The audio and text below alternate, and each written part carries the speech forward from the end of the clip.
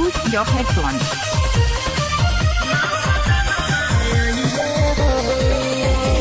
You are listening Bhojpuri DJ World on YouTube. Presented by Metro Music by भाई भोजपुरी गलियारा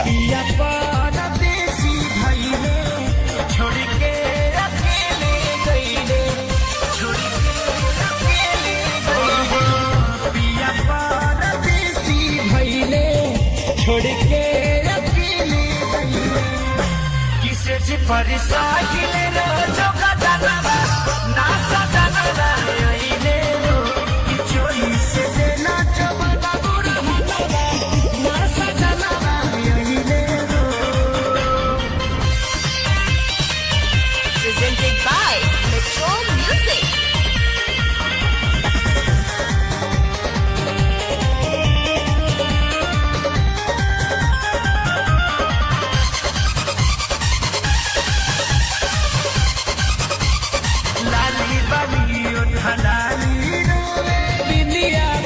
foot रोवेला सुसला में भी हथड़ा मोरा बिछौना पसोया के रोवेला बिछौना पसोया के रोवेला लाली बली लाली बिलिया फुट रोवेला सुसला में भी हथड़ा मोरा बिछौना पसोया के रोवेला कि पिया पिया कहला ना सजना आईले कि चोली से देता चबला बुरा भला ना सजना आईले Presented by Metro Music.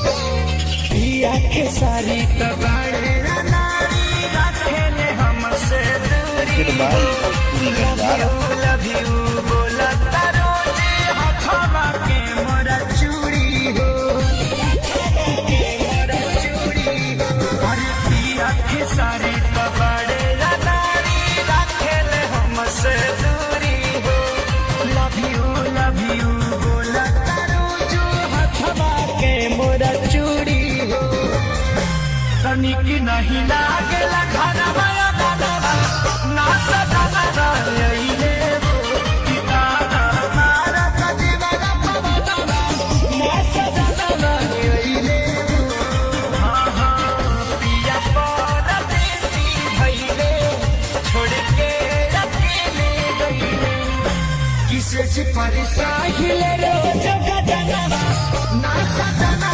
आईले चोली से देला चबला बुरा भला ना Channel for more creative songs. Thanks for watching.